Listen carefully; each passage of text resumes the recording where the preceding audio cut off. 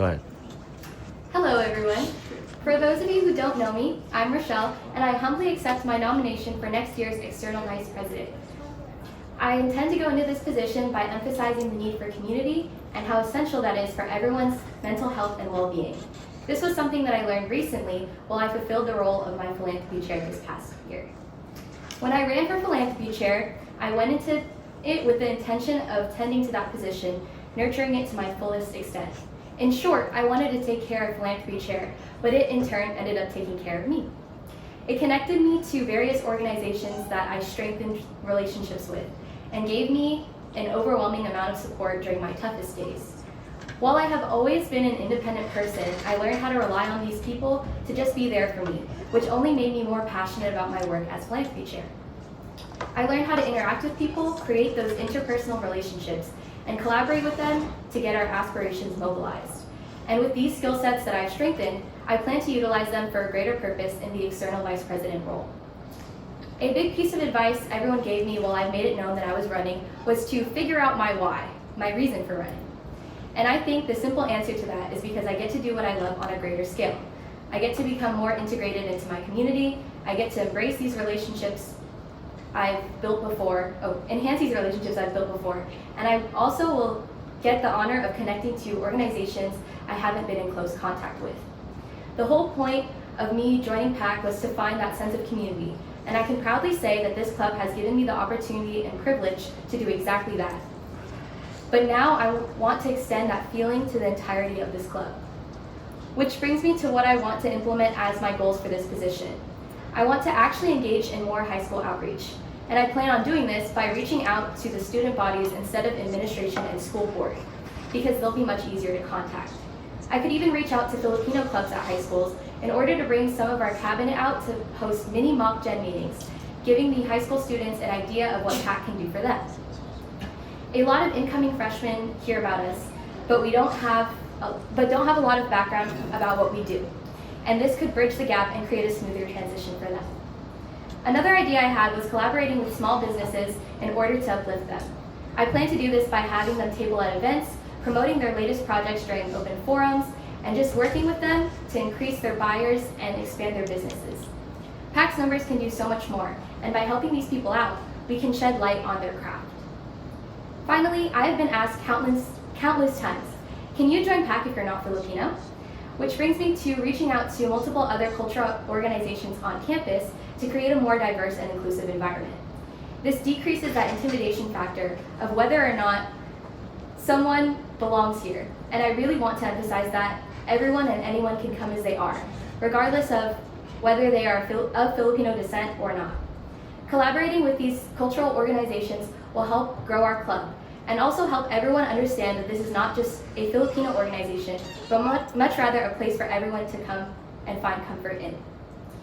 PAC has given me that home away from home and has given me flourishing relationships with so many people. I want to extend that to all of our members and provide a safe space that is comforting and reassuring. With that, I'm also aware that this position does behind the scenes work, particularly with ZTP cases.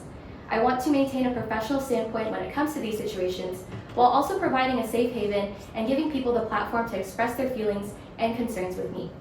I also want to serve as an outlet for my cabinet, for them to use me as a resource and come to me for advice or solutions.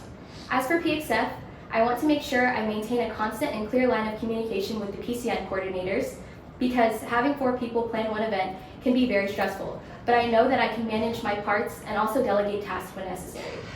I also intend to continue working with One Nation, as we always have. I want to bridge the gap between them and us, though I am aware that our schedules can differ since they are Greek life organizations. However, with the coordination and willpower, I hope that we can both extend our hands to each other and uplift one another.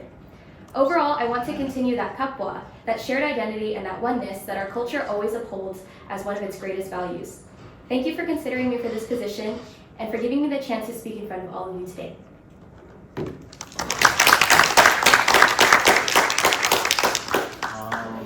The first question's coming from Jews. What skills and abilities do you have that's different from the other candidates?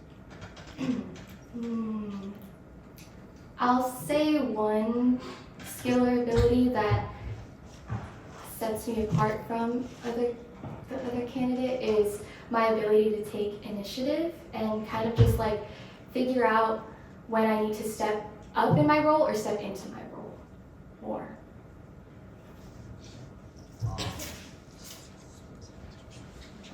Landon? Yeah. If one of our gen members were to cause issues, it could be a physical issue with another club's member at an external event, how would you handle the situation? One of our gen members, and then, wait. One of our gen members has an issue with another club's rules. Okay. I would probably talk to the other club's board and make sure that they are aware of the situation and we can both work on it to defuse and de-escalate it. It definitely shouldn't be something that is shared like amongst the entirety of the club. I think it should remain pretty confidential, and I feel like the most professional way to go about it is just having that clear line of communication between us, that club, the club's board, and the people who are affected or involved. And Glenn? It's a 3-part. So the relationship between cabinet and board has never been better, but the diaspora between the two still causes him resentment. What are your opinions on the relationship between the two first? My opinion on the relationship between the two, to be honest with you, I wasn't a very active PAC member before I was on cabinet. And so this is the first year that I've actually experienced any sort of relationship with PCN board. I will say that this year, I know that a lot of people had said this, that it's like literally one of a kind type of relationship. We were able to bridge the gap really well. So my opinion on that relationship is not only is it productive, but it's very important for the community to take us further, because we do work together super duper well when there is that like clear line of communication, and obviously when we're all like friendly towards each other. And why specifically has it changed recently? I think specifically it has changed recently, truthfully, because I think a lot of members on cabinet, if not all, have friends on PCN board, and I think creating that interpersonal relationship with them first also made them, I want to say like work well with them, because a familiar face is always easier to work with than somebody who's like a complete stranger to you.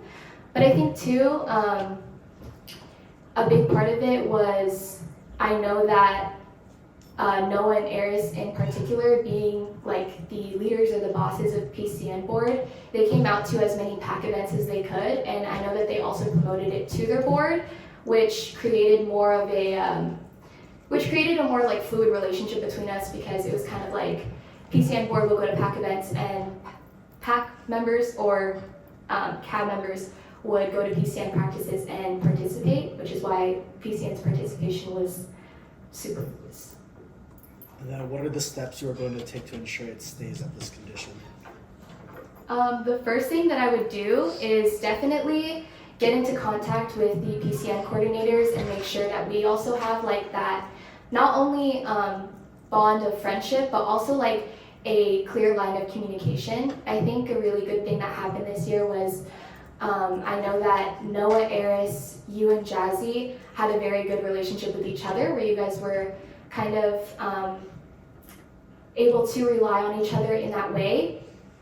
And I think that kind of set the tone and set an attitude for the rest of cabinet and the rest of board. So for starters, I would definitely ensure that I have that communication, that constant communication with the PCN coordinators. And I also want to obviously encourage my cabinet, because I had so much fun this year being on PCN. I want to encourage the next cabinet to also participate in PCN as much as they can. Though it may be a time commitment, I know that honestly, like from firsthand experience, like it is all worth it in the end. So, I have the next question as well. List and critique as many PRADs as you can, and how are you going to use this information for next year? Okay. Starting from current, so most recent, it's you and Jazzy. Then I have Eli and Kevin. Before that is Noel, Adora, then it goes Jack or Eric or Kiza. And then it's Jasmine Fontanilla, Jesse Gonzalez, Justin Luca, and then it goes Calvin, Jacko, Marissa Lee, Francis Ramos, and Christian Tan. For critiques, I can only really critique the ones that I saw during my years here. I'll say that for Glenn, one thing that I would do differently is definitely figure out a way, as much as you emphasize the need for sacrifice sometimes in this club, I definitely wouldn't give up as much as you did, as much as your life as you did, just because I am finishing up my degree and there are goals and aspirations that I would want to achieve for myself. So I would definitely have more of a separation between those. As for Jazzy, I know that you've definitely heard this before, but I know that with your busy schedule, you weren't able to make it out to things as much. But I also feel like being able to see you in that, proximity-wise, being close with you physically would have helped a lot with your role, because I feel like we would have been able to feel like you were within reach of us more often.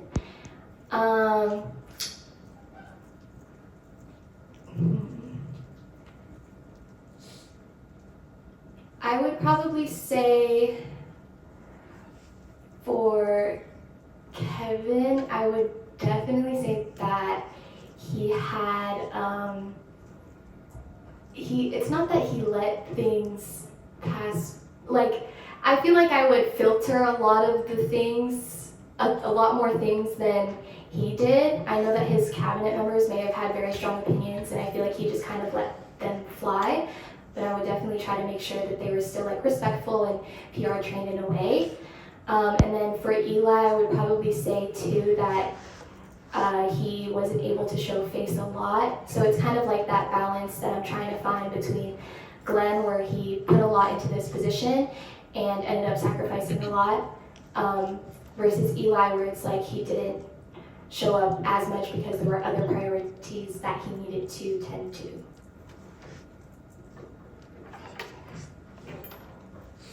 Okay, I have the next question. So, what is something that people misunderstand about you, and how does that affect the way you lead others? What was the second part? How does that affect the way you lead others?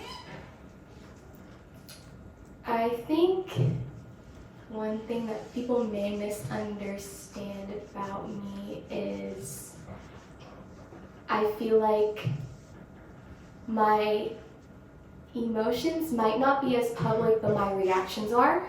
And this is something that I've definitely noticed and tried or have changed about myself.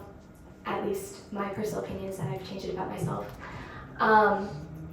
And I think, how I lead others? Yeah, how you lead others. Lead, okay. And that may affect how I lead others, because I know that some, CAB members and GEN members, they kind of go by your, where your head is at, and it's very easy to see it on somebody's face or my face.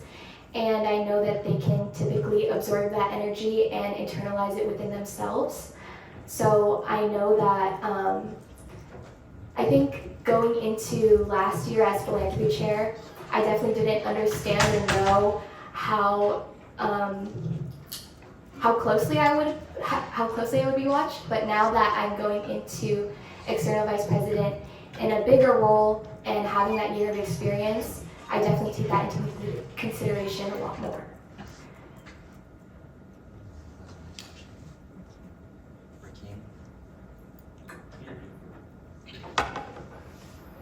People oftentimes are compared to their predecessors. Can you list 3 qualities about yourself that differentiates you from Glenn, and 3 qualities that explains how you guys can have similar effects / impact?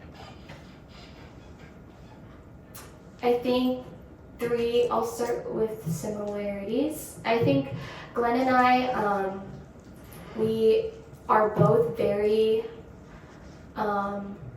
we're the type of people that our work ethic is led by, I think how quickly we can get things done, and so we try to do things like, not rapid fire, but we try to do things as soon as we can.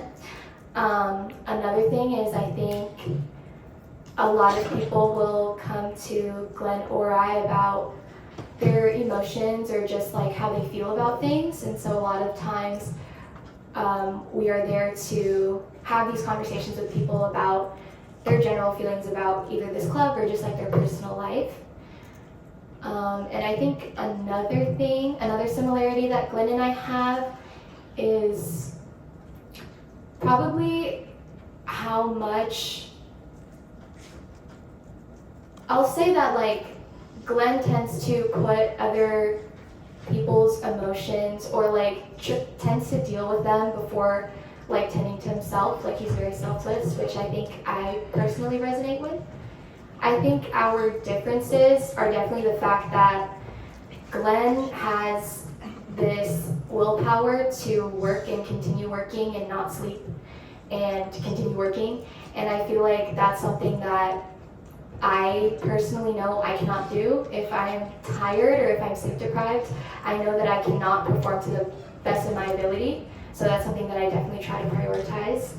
Another difference that we have is, I think I said this before, but how much we're willing to sacrifice. I know that Glenn put a lot into this position, and it caused him to kind of change the way that he lived his life, and that's something that I don't want to sacrifice for myself, just because I know that a lot of things in my life and goals that I want to reach are like quite literally happening right now. And another difference that we would probably have is Glenn is a very kept to himself person. I know that his support systems that he chooses are very like carefully picked, but also tend not to be too involved with this club or his work, and that's something that I definitely have to work on because a lot of my support systems are people who are active within this club. Next one's James. James. How do you intend on scheduling time for the many different events and activities you plan to do as EVP, with the idea of your outreaching to high schools as well as externalizing other curricular organizations? I think,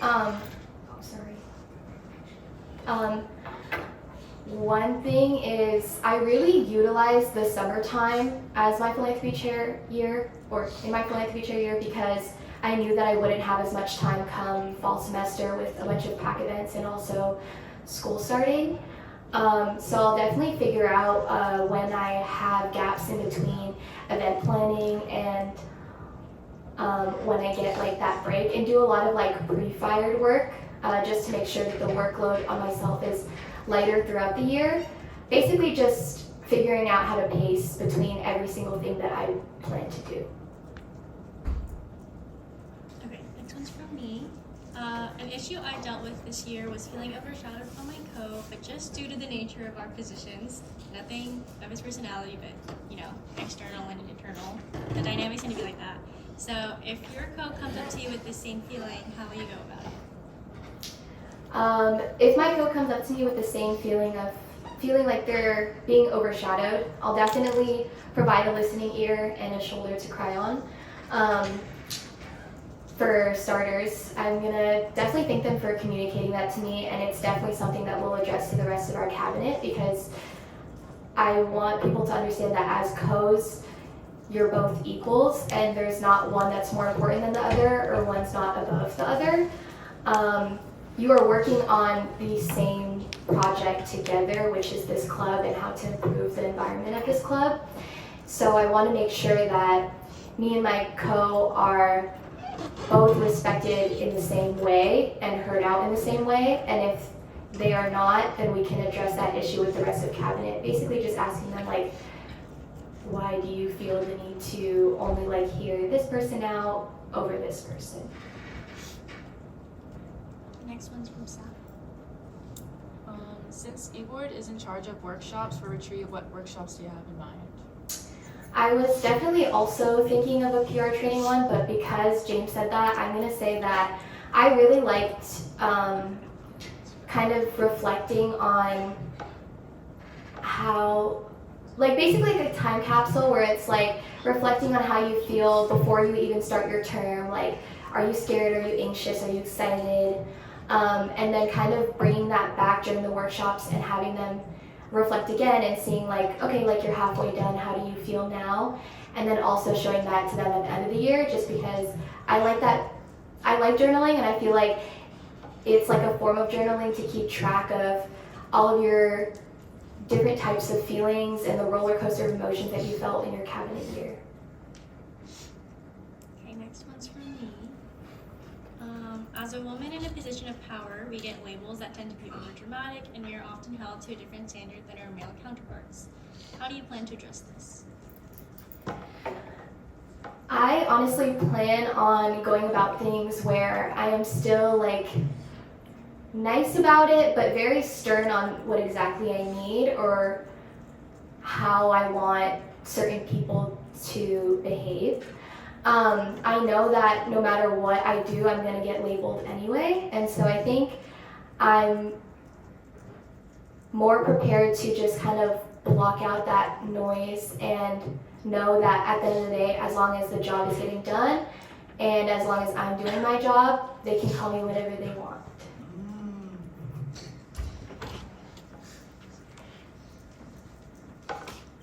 Sorry. Next one is Kylie.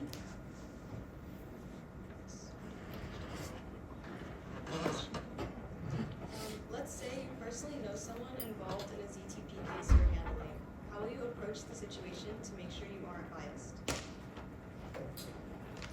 If I am brought into a situation where I have to handle a ZTP case with somebody that I know personally, I'm definitely going to figure out a way to basically shut my emotions off, go into it with still a neutral standpoint because I want to treat everybody with that equity and fairness.